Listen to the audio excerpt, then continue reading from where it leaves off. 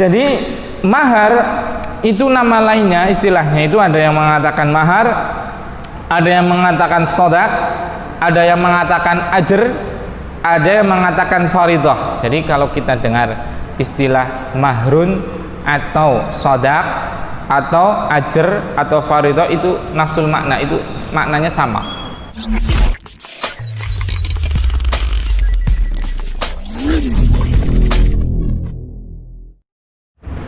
Bismillahirrahmanirrahim.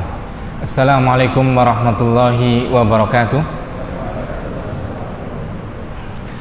Innal hamdalillah nahmaduhu wa nasta'inuhu wa nastaghfiruh wa na'udzu billahi min shururi anfusina wa min sayyiati a'malina. May yahdihillahu fala mudilla lahu wa may yudlil fala hadiyalah. Asyhadu an la ilaha illallah wahdahu la syarika lah wa asyhadu anna Muhammadan abduhu wa rasuluhu la nabiyya ba'dah. Qala Allah ta'ala fi kitabihil karim, ya ayyuhalladzina amanu taqullaha haqqa tuqatih wa la tamutunna illa wa antum muslimun. Wa qala ya ayyuhalladzina amanu taqullaha wa qulu qawlan sadida yuslih lakum a'malakum wa yaghfir lakum dunubakum wa may yuti'illaha wa rasulahu faqad faza fawzan adima. Amma ba'du, fa inna khairal hadithi kitabullah wa khairal hadyi hadyi Muhammadin sallallahu alaihi wasallam wa syarrul umuri muhdatsatuha fa inna kulla muhdatsatin bid'ah wa kulla bid'atin dhalalah wa kulla dhalalatin finnar. Naam, para pemuda dan pemudi rahimani wa rahimakumullah. Nah, sebelum kita memulai kajian kita, mari yang pertama kita memuji kehadirat Allah Subhanahu wa taala dengan apa yang harus kita puji kepada Allah, kepada zat ilah kita, Tuhan kita. Karena ya Allah ya Rabbi, kadang itu kita lupa untuk memuji, lupa mentadaburi, lupa merenungi nikmat-nikmat yang Allah Subhanahu wa taala berikan kepada kita, sehingga hati, lisan dan amalan itu kurang bersyukur. Kalau kita lihat, mentadaburi, Allah Subhanahu wa taala memilih dari miliaran manusia yang sekarang ada, yang lagi hidup, berapa miliar, mungkin 7 miliaran itu ya. Allah memilih antum dan antuna itu sebagai orang muslim, sebagai orang yang beriman, sebagai orang yang memegang teguh agama Islam. Ini kalau antum wa antuna istiqomah di atas agama ini, jaminannya apa? Istiqomah sampai mati, jaminannya apa? Apa? Surga. Yakin tidak? Antum antuna itu masuk surga, yakin tidak? Yakin tidak? Kok ragu ya? Yakin tidak? Yakin. Kenapa? Karena Rasul sallallahu alaihi wasallam sendiri yang mengkhabarkannya. Man kana akhiru kalamihi la ilaha illallah dakhalal jannah. Siapapun yang akhir dari ucapannya adalah la ilaha illallah dakhalal jannah, pasti dia masuk surga, kata Rasulullah sallallahu alaihi wasallam, bukan kata saya. Berarti tatkala antum, kita istiqomah di dalam agama yang mulia ini, Islam, dan kita mati di atas Islam, di mana tempat kita? Jangan ragu, di surga. Pasti tidak? Pasti. Yang nggak pasti kan kalau yang matinya nggak masuk Islam itu kan. Kalau kita sekarang Islam, kita mati nanti nggak Islam, wa'iyadzubillah, ya sudah jelas di neraka, seperti itu. Ini pertama, nikmat pertama, nikmatul Islam. Kita ditakdirkan, dipilih dari miliaran manusia, ditentukan sebagai orang yang beragama Islam. Subhanallah, sudah pasti kita masuk surga kalau istiqomah. Itu yang pertama. Yang kedua itu, masuk surga itu ada berapa macam? Dua, ya kan? Masuk surga bila hisabin wala adabin, tanpa hisab dan tanpa azab. Yang kedua, masuk surga tapi masuk neraka terlebih dahulu. Jadi kalau orang yang Islam, walaupun imannya cuma sebiji zarrah, kecil sekali, tapi dia ada iman, pasti masuk surga enggak? Pasti ujung-ujungnya masuk surga. Tapi yang namanya masuk surga itu ada dua kelompok. Kelompok pertama masuk surga tanpa hisab, tanpa azab. Yang kelompok kedua masuk surga tapi apa? Harus ke neraka dulu. Tapi yang mending lah. Tapi nggak mending juga karena neraka ya, bukan mending-mendingan ya. Nah, barakallahu fikun. Nah, antum wa antuna ya akhwat, tatkala berada di dalam manhajnya sahabat, tatkala dalam Islamnya sebagaimana Islam yang diamalkan dan dipelajari dan didakwahkan oleh sahabat radhiyallahu taala anhum ajma'in, itu jenengan itu berada di mana? Di sebuah thariq al-mustaqim, sirat al-mustaqim, jalan yang lurus yang langsung ke surga. Jadi jenengan ada di jalan tersebut, yaitu nikmat kita berada di atas manhaj salaf. Karena Rasulullah SAW bersabda, iftarqatil yahud ala wahid wa sab'ina firqatan kulluha finnar ila wahidah. Orang Yahudi itu berpecah belah menjadi 71 golongan yang semuanya masuk ke neraka kecuali satu golongan, yaitu pengikutnya Nabi Musa kala itu.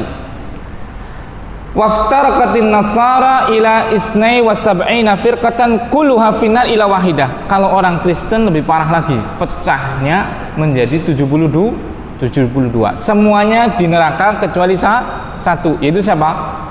Kristen atau Nasrani yang waktu zamannya Nabi Isa. Wa sataftariqu ummati ala 73 firqatan kulluha finnar illa wahidah. Adapun umatku ini berpecah menjadi 73 golongan, semuanya di neraka kecuali satu. Tapi ingat, Rasulullah SAW bersabda tadi, wa sataftariqu ummati, masih diakui sebagai apa? Umat. Berarti 72 ini masih umatnya Rasul tidak? Masih. Kalau masih umatnya Rasul, masih Islam tidak? Masih. Berarti masih masuk surga tidak? Masih. Tapi masuk surganya tipe apa ini? Tipe B, yaitu harus masuk neraka terlebih dahulu. Perbandingannya beri 1 dibanding 72. Nah, kita di atas manhaj ini berada dalam satu kelompok tadi. Jalannya itu ya, bukan kitanya. Kalau kitanya ya manusia, nggak ada yang maksum. Tapi jalan kita adalah maksum. Metode kita adalah maksum. Adapun yang maksum cuma Rasulullah Shallallahu Alaihi Wasallam. Jalannya loh, jalan yang kita tempuh itu jalan yang benar. Karena Rasulullah SAW tatkala ditanya man hiya, siapa yang satu golongan tersebut, ma'ana alaihi wa ashabi. Golongan itu adalah orang yang cara beragamanya itu yang sesuai dengan apa yang aku bawa dan yang diamalkan oleh sahabat-sahabatku. Itu para sahabat radhiyallahu taala anhum ajma'in. Dan kita alhamdulillah Allah berikan hidayah untuk mengenal manhaj salaf. Itu keberuntungan yang luar biasa. Jadi kalau yang bukan salafi, kalian jangan bilang itu ahli neraka. Jangan ya. Itu sesat, itu nggak pernah diajarkan. Di jalan yang salah, tapi bisa juga Allah mengampuni, iya, seperti itu ya. Kita nggak membahas individu, jangan runcingkan seperti itu. Ini kan nggak membahas orang, nggak membahas tokoh, nggak membahas apapun, tapi yang dibahas adalah apa? Metode. Dan kita berada di atas metode itu, subhanallah, itu nikmat yang besar. Belum cukup ya ikhwah, belum cukup. Dari dua nikmat tersebut, kita itu berada di atas jalan yang langsung masuk surga tanpa hisab loh, tanpa ke neraka dulu. Ada satu nikmat yang lebih tinggi lagi. Allah pilih dari sedikit ini, yaitu Allah tanamkan dalam kita kecintaan untuk ilmu. Jadi nanti kalau jenengan masuk surga tanpa ke neraka dulu, itu surganya jenengan juga bisa beda. Kenapa? Allah Subhanahu wa taala berfirman, "Yarfa'illahu alladhina amanu minkum walladhina utul ilma darajat." Allah mengangkat yarfa'illahu alladhina amanu minkum. Allah mengangkat orang-orang yang beriman di antara kalian, dan orang-orang yang diberi ilmu itu diangkat lebih tinggi lagi. Derajatnya lebih mulia lagi. Jadi kita mendapatkan 3 keutamaan yang luar biasa yang Allah berikan pada kita, dan jangan pernah kita berpaling dari 3 ini.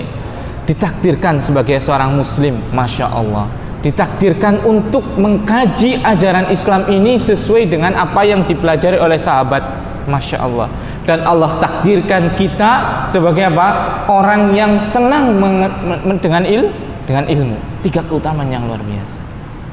Salawat dan salam semoga tercurahkan kepada Nabi kita yang mulia Muhammad sallallahu alaihi wasallam. Hanya karena Allah kemudian kegigihan Rasul dalam menyampaikan Islam ini sehingga kita mengenal Islam ini.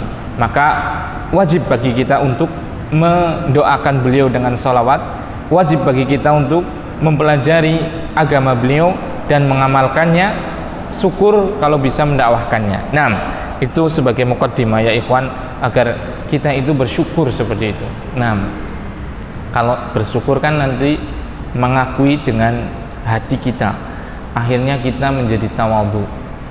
Kita seperti ini ya karena Allah, bukan karena kita. Sehingga lisan kita nanti bersyukur itu mengucapkan pujian kepada Allah, misal alhamdulillah, sehingga apa? Keluar dari kita kalimat-kalimat yang thayyibah. Sehingga dengan syukur tadi nanti akan menunjukkan apa? Kegigihan dalam beribadah. Karena terlalu banyak nikmat yang Allah berikan, dengan alasan apa kita tidak beribadah kepada Allah Subhanahu wa taala. Nah, kemudian ikhwani wa akhwati rahimahumullah taala, jadi saya diminta untuk menyampaikan daurah fiqhil usrah. Apa ini? Daurah tentang fikih berkeluarga, seperti itu. Tapi kebanyakannya memang belum berkeluarga ya. Apa ini nanti dilanjutkan? Jadi kata seorang salaf, seorang ulama itu mengatakan, hatafal ilmu bil amali. Ilmu itu akan senantiasa menghubungi amal, akan telepon, chatting dengan amal. Kalau amal tersebut connect, maksudnya apa? Ilmu itu diamalkan, istaqarra, maka ilmunya akan menetap, ada, nggak hilang. Tapi kalau ilmunya pas ngubungin itu, dia itu menghubungi amalnya cuek, maksudnya ilmunya tidak berbuah dengan amal, indarosa, hilang. Jadi jenengan kan antuna di sini kan belajar fikhu usrah, fikih berkeluarga itu kan, dapat ilmunya kan? Berarti ilmunya nanti menghubungi apa? Amal. Kalau diamalkan berarti apa? Ilmunya akan istiqrar, menetap, kelingan terus gitu loh. Nggak diamalkan berarti ilmunya apa? Hilang. Berarti setelah selesai daurah ini semestinya harus langsung dipraktekkan. Ya enggak? Ya, masuk nggak mas? Wah senang sekali ini. Siapa namanya ini? Angga. Indra. Alhamdulillah, berarti ada peluang Ustadz untuk membantu ana mencarikan akhwat dari Bukhari ya? Nggak ada. Jadi seperti itu. Yang namanya ilmu itu, salah satu cara agar ilmu itu kokoh pada hati kita, pada pemahaman kita, salah satunya adalah diamalkan, satu sebabnya. Makanya nanti kalau sudah daurah fikih usrah ini ya diamalkan, langsung berkeluarga biar ilmunya nggak hilang. Kalau nggak hilang nanti lupa. Kemarin arkanun nikah, rukun nikah apa aja ya. Tapi kalau yang dipraktekkan kan paham, arkanun nikah itu ada 2 mempelai ya, ana dan fulana. Nah, kan ingat itu kan. Ada akad. Oh, ada ini, ada itu, nanti ingat. Nah itu. Jadi alangkah baiknya kalau seandainya daurah ini tidak sebatas daurah yang bersifat maklumat gitu ya, safakoh pengetahuan, tapi harus bersifat tatbiki, praktek gitu kan. Jadi selesai langsung, wah si fulanah rajin sekali, lihat absennya nggak pernah gaib ini, mantap. Rajin berarti kan, si fulan wah rajin terus, datang terus, cocok, berarti udah siap. Udah saya tanya ke Pak Syafi'i, fulan siapa namanya ini? Oh itu, bagaimana? Oh baik, ya sudah, siap saya, ya, seperti itu. Nah daurah ini sebenarnya disampaikan oleh Fadilatul Syekh Profesor Dr. Sulaiman Ar-Ruhaili, ada di YouTube. Saya juga pas dikasih kitab ini, ya anak siapa yang menyampaikan, Syekh Sulaiman Ar-Ruhaili, ya tinggal zaman sekarang ya, tinggal buka YouTube, ketemu anak kebagian majelis berapa, majelis 5, ya tinggal buka majelis 5, ada semua itu. Ya, kalau antum nanti pengen lihat gitu ya, ada di YouTube, itu tinggal ditulis ini, Daurah Fikil Usrah li Fadilatul Syekh Ustadz Dr. Sulaiman Ar-Ruhaili, ada 9 episode gitu. Nah, jadi anak cuma sebenarnya menerjemahkan, bukan menyampaikan, cuma menerjemahkan saja seperti itu. Nah, barakallahu fikum wa barakallahu fikum kadzalik. Nah, jadi karena daurahnya ini dibagi oleh beberapa asatidzah, dan saya kebagian pada pertemuan yang kelima dan keenam dari muhadharahnya Syekh. Seperti itu, dan di sini kata beliau hafizahullah taala, qala wa qad taqaddama ma'anal kalamu an arkani aqdin nikah, sudah berlalu tentang pembahasan rukun-rukun nikah. Nggak tahu disampaikan apa belum, apa sudah sampai atau belum pada pertemuan pertama, pekan pertama, nggak tahu itu ya. Nah, wa an syuruti aqdin nikah, bagaimana juga syarat-syaratnya nikah. Wa baqiyat lana ba'dul masailil lati la budda min tarhiha fima yata'allaqu bin nikah. Maka tinggal kita menyampaikan beberapa masalah yang terkait dengan nikah, dan yang akan disampaikan ini adalah, kata beliau, famin tilkal masail mas'alatul mahri awis shadaq, dan masalah yang akan disampaikan adalah masalah tentang mahar atau shadaq. Jadi mahar atau shadaq. Jadi kita seperti biasa kita pahami dulu apa itu mahar, apa itu shadaq gitu. Jadi mahar yang ma'ruf di kita kan mahar itu ya. Maharnya berapa? Seperangkat alat sholat, dibayar kredit. Boleh nggak? Boleh nggak? Seperangkat alat sholat dibayar kredit, boleh nggak? Boleh, boleh. Sudah murah, kredit lagi ya. Kita bahas nanti. Nah, jadi mahar itu nama lainnya, istilahnya itu ada yang mengatakan mahar, ada yang mengatakan shadaq, ada yang mengatakan ajr, ada yang mengatakan faridah. Jadi kalau kita dengar istilah mahrun atau shadaq atau ajr atau faridah, itu nafsul makna, itu maknanya sama, yaitu yang kita ma'ruf dalam bahasa kita, yaitu mahar, seperti itu. Nah, kemudian secara istilah mahar shadaq, tapi kalau dalam bahasa Arabnya itu lebih ma'ruf, lebih terkenal dengan istilah shadaq, bukan mahar. Nah, makanya saya pakai istilah shadaq.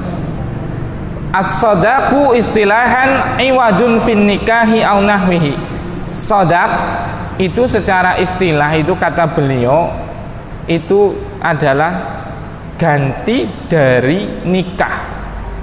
Nikah di sini bermaksud jima, sebagai ganti dari sahnya kita jima. Nah, seperti itu. Itu secara au nahwihi, atau yang semisalnya.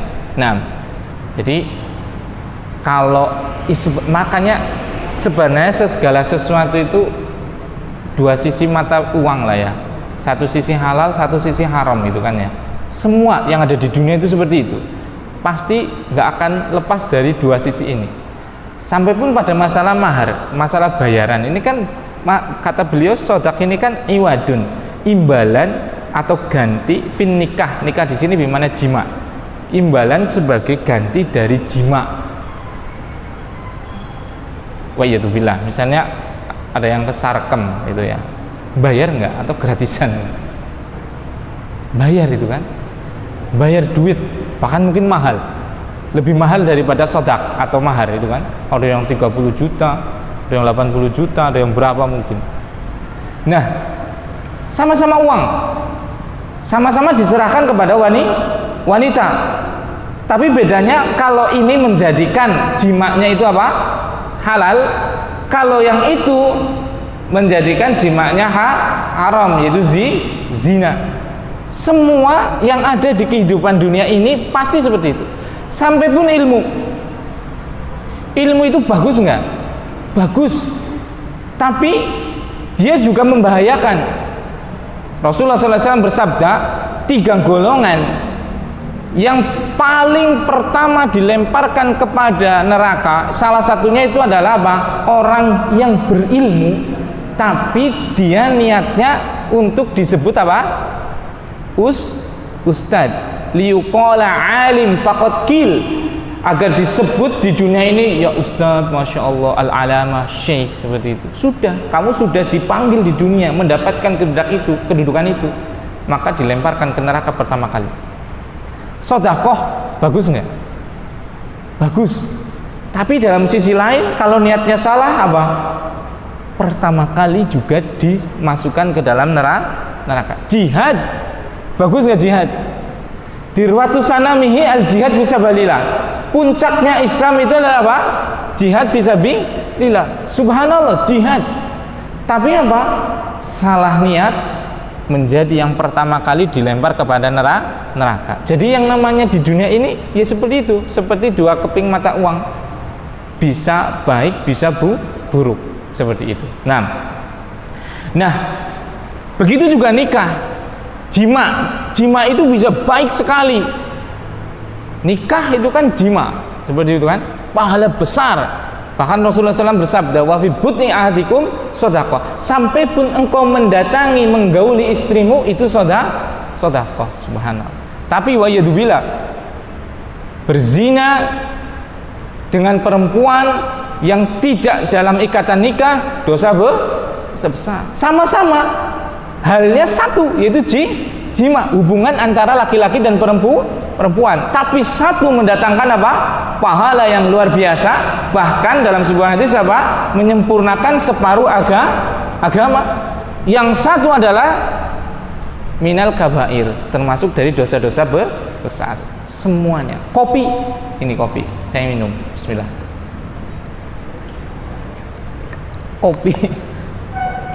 Kopi ini bagus nggak? Luar biasa, bagus, seger. Tapi di sisi lain, tak lempar, tak siramkan jenengan Pak, sopan tidak ini? Dosa nggak? Dosa, itu kan nggak sopan itu kan? Seperti itu. Jadi semua di dunia ini seperti 2 sisi mata uang. Jadi tergantung kita mau menggunakannya untuk apa, seperti itu. Nah, kemudian kenapa sodak itu dinamakan sodak gitu? Kenapa mahar itu dinamakan sodak? Qala annahu yash'uru bisidqi rahbati zawj fi zaujah. Karena namanya sodak itu sebagai gambaran kejujurannya seorang mempelai laki-laki terhadap calon istrinya, seperti itu. Kejujuran, saking jujurnya kan dia rela berkorban kan? Subhanallah. Cinta cuma korbannya apa? Seperangkat alat sholat, dibayar apa? Kredit. Subhanallah. Makanya ini mau dibahas, ini harus dibahas, kalau enggak ini terlanjur terus-terusan apa? Seperangkat alat sholat dibayar kredit itu kan. Astagfirullahaladzim, itu kan parah itu kan. Nah, ini pengertian mahar atau sodak secara bahasa ataupun istilah. Secara bahasa tadi yaitu sesuatu yang diberikan untuk sebagai menggambarkan apa? Kejujuran cinta dari mempelai laki-laki ke mempelai perempuan. Adapun secara istilah tadi ganti yang sah untuk nikah di sini artinya jima. Nah, kemudian apa hukumnya mahar? Kita baca di sini. Nah, wal mahru laisa min arkani aqdin nikahi wala min syuruti aqdin nikah. Kata Syekh Sulaiman Ar-Ruhaili hafizahullah taala, mahar itu bukan dari rukun nikah, bukan juga dari syarat nikah. Berarti kalau nikah nggak pakai mahar, pertanyaannya sah nggak nikahnya? Sah nggak? Sah. Walhamdulillah, berarti saya nggak usah bayar mahar, nikahnya sah itu kan? Seperti itu. Menggembirakan seperti tadi. Segala sesuatu itu dua mata sisi uang. Mendengar berita ini, sahkah nikah tanpa mahar? Sah. Yang laki-laki, yang perempuan gimana? Astagfirullah, itu kan hak saya itu kan.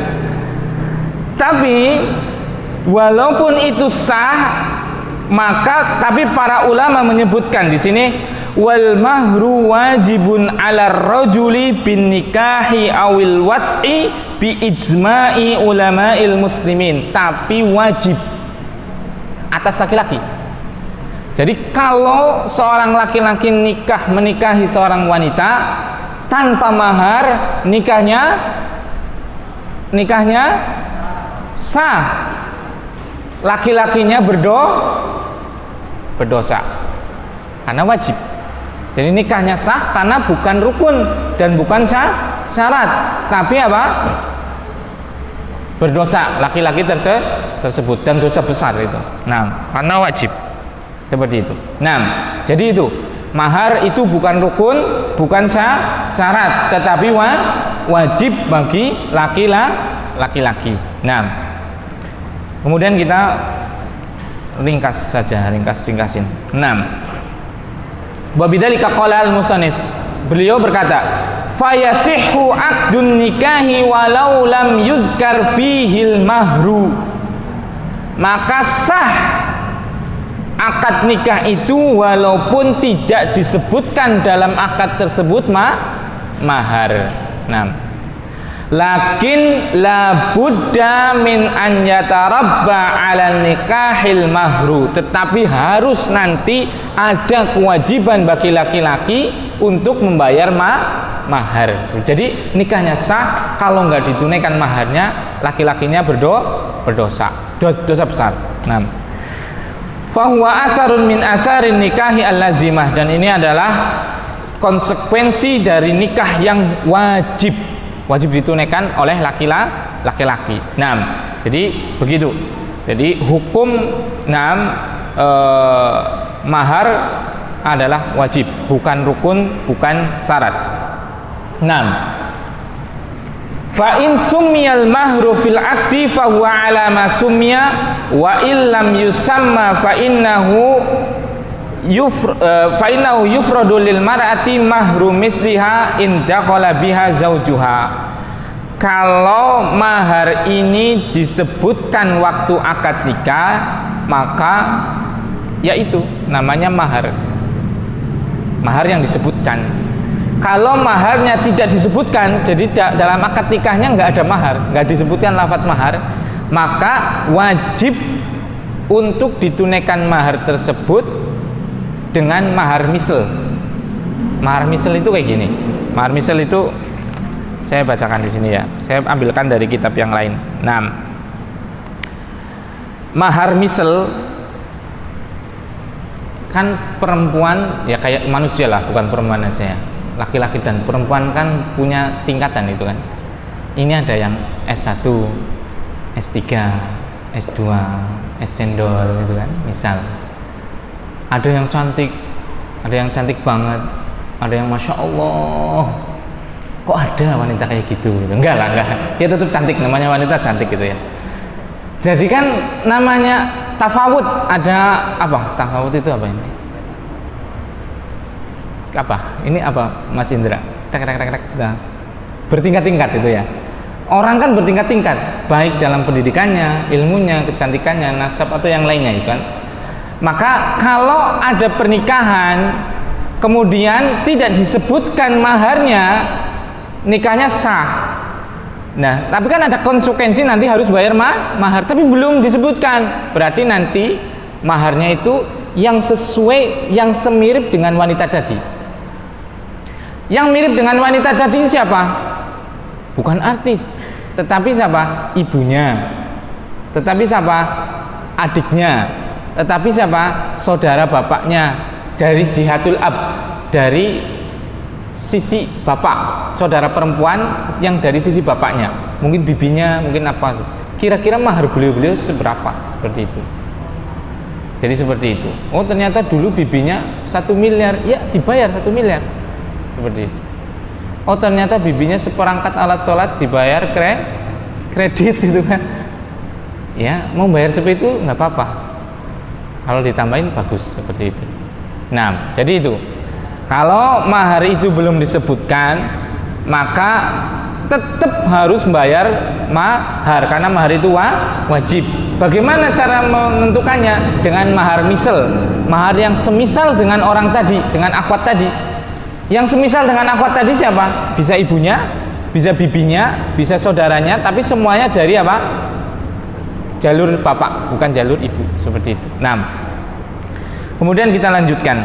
6. Jadi itu tadi ya. Amma in talaqaha qabla an yadkhula biha fa inna laha al-mut'ah. Kalau seandainya laki-laki ini belum apa-apa, sudah nikah, belum belum didatengin, belum digaulin, sudah ditolak, jadi talak gitu. Ya jarang sih terjadi, jarang. Tapi mungkin zaman dulu bisa jadi. Nah, jadi tapi ya kadang terjadi. Kalau dalam istilah orang Jawa kan elik gitu ya. Di sini ada nggak istilah elik di Solo? Kalau di daerah saya itu namanya ada elik. Elik itu tiba-tiba jadi nggak suka itu. Tiba-tiba nggak suka. Ya ada itu seperti itu. Elik nggak mau. Bahkan terjadi pada teman anak ustadz, seorang ustadz. Ustadz ini benar terjadi realita. Setelah nikah perempuannya elik. Mohon maaf, nggak mau digauli. Sudah nikah, sudah ta'aruf, sudah apa, tapi pas mau digauli nggak mau. Dicoba bertahan, nggak mau, tetap nggak mau. Kenapa alasannya? Karena alasannya apa? Katanya mirip bapaknya itu.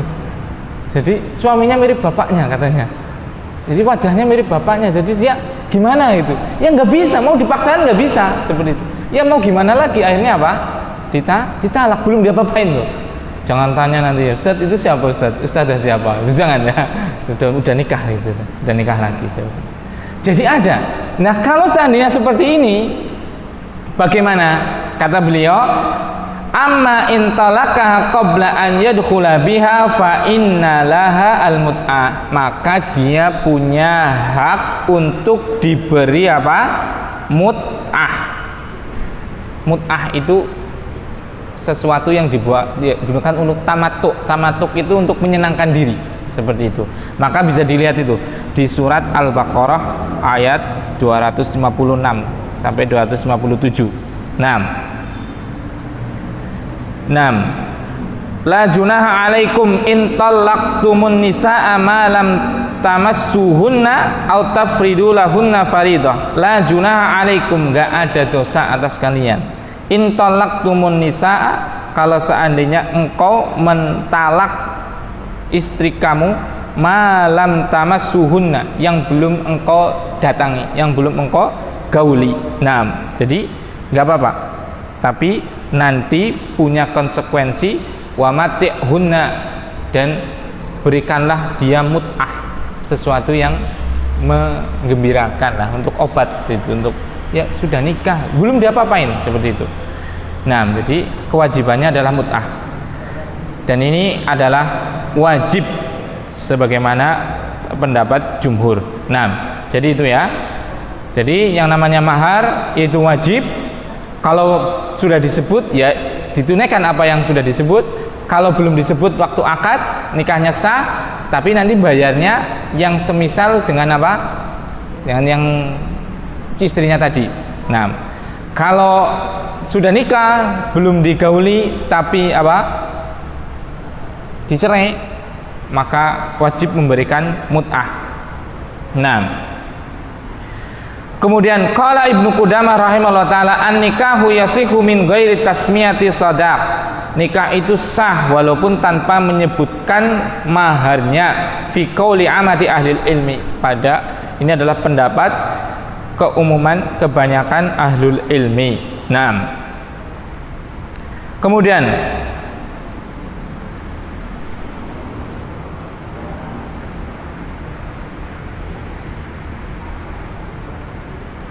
dalil-dalil yang menerangkan hal itu apa saja?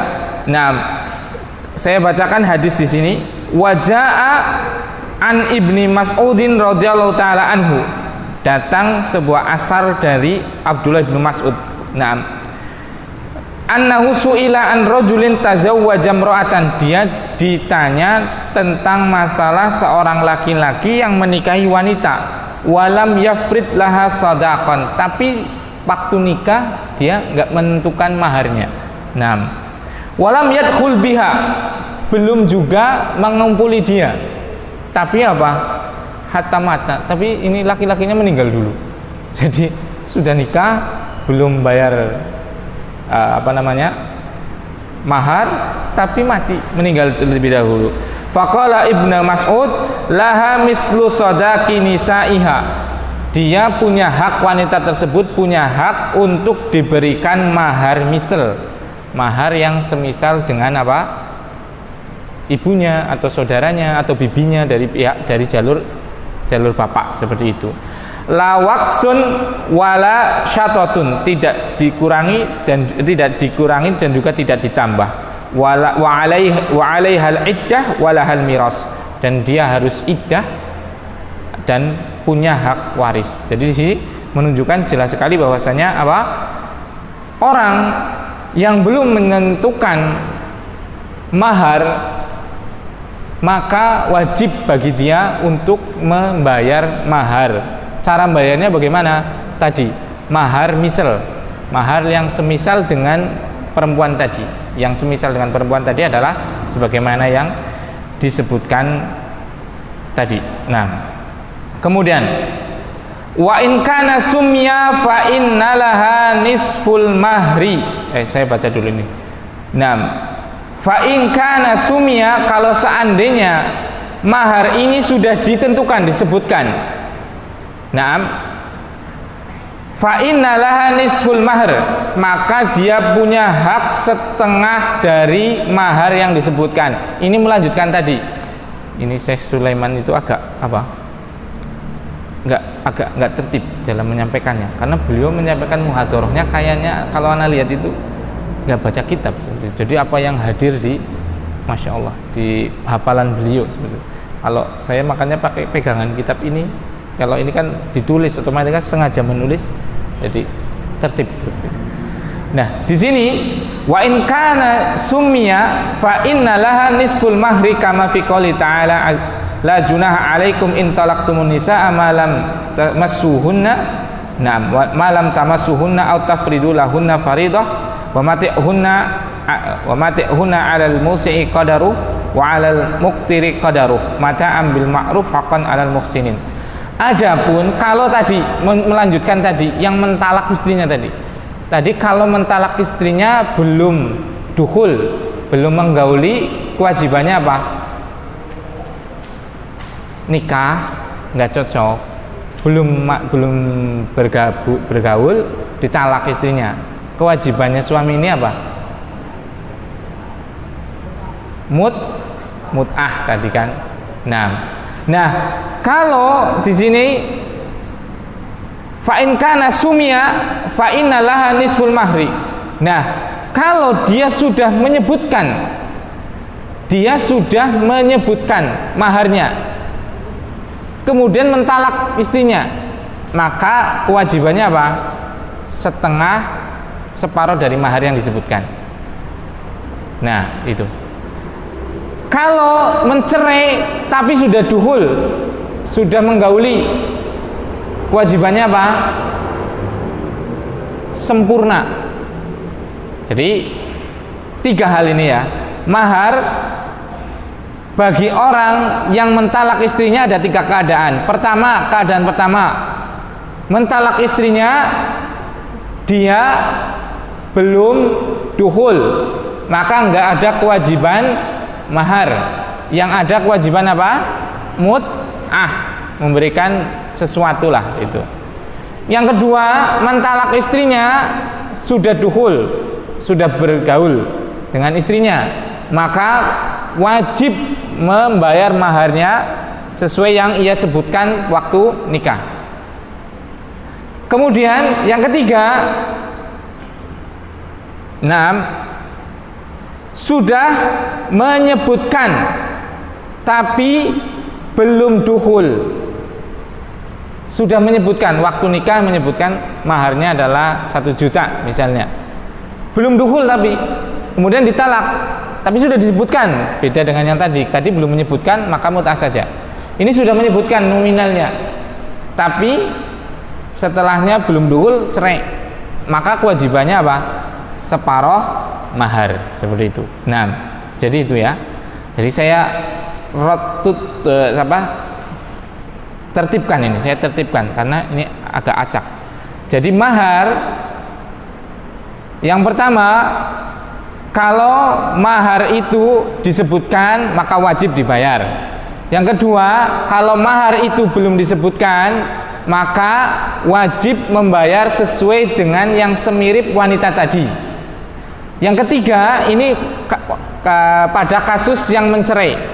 Kalau dia menceraikan wanita, maharnya sudah disebutkan dan belum dukhul, belum jima, maka separuh. Kalau disebutkan dan sudah jima, maka maharnya full. Kalau belum disebutkan dan belum jima, maka maharnya enggak ada, tapi mut'ah, memberikan sesuatu yang menyenangkan lah, seperti itu, berupa harta tentunya, seperti itu. Jadi itu ya. Jadi mahar, ana ulangi lagi, mahar itu wajib yang pertama. Yang kedua, sah nikah tanpa mahar. Kemudian mahar itu kalau disebutkan berarti harus ditunaikan. Kalau tidak disebutkan berarti membayar yang sesuai dengan wanita tadi. Kalau ditalak setelah menyebutkan belum jima, separuh. Kemudian belum jima, belum menyebutkan, nggak ada mahar, mut'ah. Sudah menyebutkan, sudah jima, ditalak, sempurna maharnya, mahar yang disebutkan tadi. Nah, itu maharnya. Kemudian apa saja yang boleh dijadikan mahar? Nah, barang apa saja yang boleh dijadikan mahar? Nah, maka di sini ada empat hal yang boleh, atau empat barang, 4 hal lah ya, seperti itu, yang boleh dijadikan mahar. Nah, yang pertama adalah kullu majaza an yakuna thamanan fil bai', adalah setiap segala sesuatu yang bisa menjadi nilai dalam jual beli. Berarti apa? Uang, apalagi kalau zaman dulu emas dan perak, seperti itu ya. Uang, seperti itu gampangannya. Yang kedua adalah al-ijarah, upah sewa. Jadi seperti ini, saya nikah tapi saya nggak punya duit, nggak punya harta juga, tapi saya kan punya tenaga, seperti itu kan. Ya sudah, kalau gitu maharnya saya kerja kepada jenengan nanti selama beberapa, ya tergantung kesepakatan, bulan atau tahun, seperti itu kan. Nah, otomatis yang namanya kerja kan ada upah, tidak? Harusnya kan ada kan. Nah, upahnya ini digunakan untuk nikah. Ini seperti kasusnya Nabi siapa? Nabi Musa alaihi salam terhadap anaknya Nabi Su'aib alaihi salam. Itu saya bacakan nih di surat Al-Qasas ayat 28. Jadi tadi namanya ijarah, upah kerja, seperti itu, atau nilai kerja lah, seperti itu. Nah, Qala yaitu Su'aib, ini uridu an unkihaka ihdabnatayya hataini. Saya ingin menikahkan kamu dengan satu dari dua putri saya. Ala anta juroni thamaniya hijaj. Tapi dengan engkau membayar mahar berupa engkau kerja kepadaku selama berapa? 8 tahun. Thamaniya hujaj. Fa in atmamta asyaran famin indak. Kalau seandainya engkau mau menyempurnakan dari 10 tahun, masya Allah, ini kemuliaan dari kamulah, seperti itu. Jadi di sini kan Musa nggak ngasih apa-apa ke anaknya Nabi Su'aib alaihi salam, tapi beliau kerja kepada bapaknya selama berapa? 8 tahun. Tapi karena beliau orang soleh, menyempurnakannya menjadi 10 tahun. Jadi nggak apa-apa. Nanti jenengan siap nikah mas? Siap nikah mas? Siap. Ditanya maharnya siapa? Siap, saya kerja sama bapak, gitu kan, sama bapak mertua, gitu kan. Sembarangan ya. Nah itu di dalam Al-Quran ada loh Pak. Wah, berarti kamu ngalim ya. Ya sudah, nggak apa-apa, boleh lah itu. Berapa kerjanya? Berapa bulan? Boleh nggak kalau 1 hari? Ya 1 hari kan juga dapat kerja kan. 1 hari 200.000 kan seperangkat alat sholat. Kurang dikit kredit, gitu kan. Seperangkat alat sholat dibayar kredit. Nah jadi itu. Yang kedua adalah apa? Upah kerja, seperti itu. Yang ketiga adalah hal yang bisa untuk memberikan, untuk menjadi mahar, ada i'taqul amah, pembebasan budak. Jadi kalau calon istrinya itu budak, maka boleh maharnya dengan syarat, dengan apa? Bebasnya dia. Ini terjadi pada kisahnya siapa? Nabi Muhammad SAW dengan istrinya siapa? Sofia, gitu kan? Sofia kan perang, kalah, maka jadi tawanan kan. Tawanan kan otomatis jadi budak. Nah, Rasulullah SAW menikahi beliau, yaitu Ummuna, ibu kita, yaitu Sofia tadi, dengan apa? Mahar, yaitu apa? Maharnya dimerdekakan. Kayaknya boleh. Tapi sekarang sudah nggak ada perbudakan, alhamdulillah. Dengan adanya Islam, perbudakan hilang. Mana dalilnya? Coba. Kan banyak sekali kafarat penebusan dosa yang dengan cara dilakukan dengan apa? Pembebasan budak. Berarti di sini Islam itu sangat membebaskan apa? Perbudakan. Pingin sekali menghilangkan perbudakan seperti itu. Nah, yang keempat, keislaman. Apa? Keislaman. Jadi masuknya Islam orang tersebut. Misal, tapi ya kalau bisa ya jangan, yang cari yang sudah jelas-jelas saja, karena banyak kasus tadi yaitu pura-pura masuk Islam, nanti kan ya untuk menjebak akhwat saja, seperti itu kan. Jadi akhwat mau dinikahin orang wayadubillah Nasrani misalnya, gitu ya. Maharnya apa? Saya mau dengan engkau, tapi maharnya kamu masuk Islam. Boleh nggak seperti ini? Boleh.